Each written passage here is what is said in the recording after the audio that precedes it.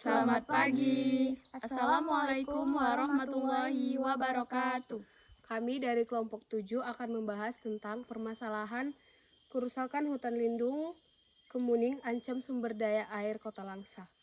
Wawasan Nusantara menekankan pentingnya memperlakukan Indonesia sebagai sebuah kesatuan wilayah yang terdiri dari berbagai pulau dan perairan, serta menekankan pentingnya menjaga kelestarian lingkungan, kehutanan, dan keberlanjutan sumber daya alam.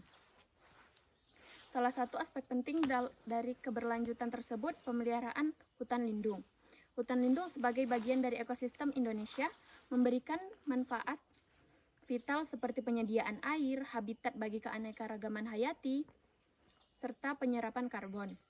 Isu permasalahan kerusakan hutan lindung seperti deforestasi ilegal, perambahan hutan, berpotensi merusak ekosistem yang ada di wilayah Nusantara. Kerusakan hutan lindung dapat mengakibatkan hilangnya habitat bagi spesies endemik dan mengurangi ketersediaan sumber daya alam yang penting bagi keberlangsungan hidup masyarakat lokal. Selain itu, kerusakan hutan juga dapat meningkatkan resiko bencana alam seperti banjir. Hutan lindung Kemuning di Kampung Pondok Kemuning, Kecamatan Langsa Lama, sangat berpengaruh bagi Kota Langsa, Aceh. Ia memiliki fungsi lindung dan penyangga penyimpan cadangan air kota. Namun, alih fungsi dan peruntukan lahan yang tidak terkendali kini mengancam keberadaannya. Data yang diperoleh dari Walhi Aceh menunjukkan saat ini hanya hampir 3/4 atau 74,69% dari hutan lindung Kemuning yang luasnya sekitar 1.450 hektar. Ini yang tersisa sebagai hutan yang masih berfungsi lindung. Biasanya sudah berubah fungsi menjadi perkebunan karet, sawit, pisang, dan tanaman komoditas lainnya. Dalam Kanun UU Kota Langsa Nomor 12 Tahun 2013 tentang Rencana Tata Ruang Wilayah Kota Langsa tahun 2012-2032, dinyatakan bahwa Kota Langsa memiliki total luas hutan lindung 1.374,38 hektar, di mana 888,81 hektar adalah hutan bakau di Kecamatan Langsa Timur, sementara selebihnya berada di Kampung Pondok Kemuning dan Kampung Pondok Pabrik seluas 485,57 hektar.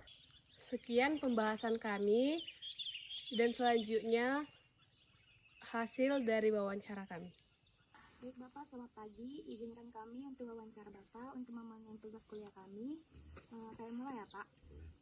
Bagaimana Bapak menilai pentingnya hutan lindung Kemuning dalam menjaga kualitas dan ketersediaan sumber daya air di Kota Langsa?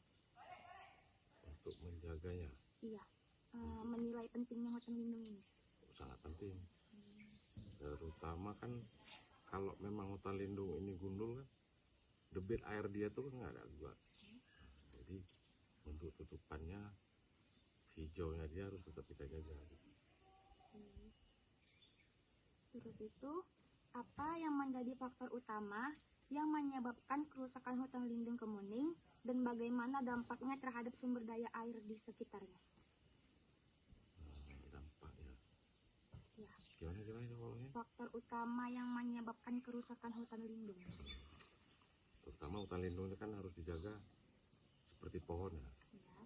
Kalau untuk tanamannya ini memang tidak dibolehkan untuk penanaman sawit. Jadi diutamakan sawit itu tidak boleh ditanam karena sawit kan rusak air juga ya. Nah itu aja. Jadi kita tetap jaga walaupun ini sudah dikelola sama masyarakat sini kan, tapi memang tidak kami bolehkan untuk menanam sawit.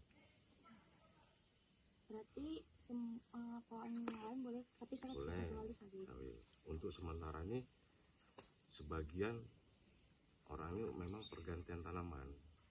Jadi karet digantikan dengan tanaman buah kebanyakan. Dan kami tidak bolehkan juga lagi tanaman karet kan, karena dia merusak juga tanaman karet. Seperti akar dia itu kan, penyakit dia itu kayak jamur upas tuh kan. Nah itu kan mengganggu juga tanaman lain. Yang terakhir, bagaimana kerjasama antara pemerintah dan masyarakat dalam menjaga keberlangsungan hutan lindung Kemuning demi melindungi sumber daya air yang ada? Itu kan, kalau di hutan lindung ini ada kami dirikan semacam koperasi.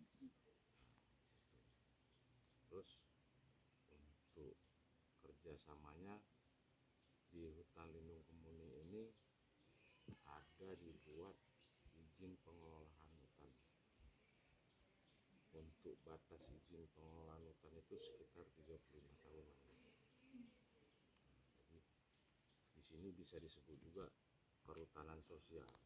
Makanya hutan ini ditamakan kalau bisa jadi hutan buah.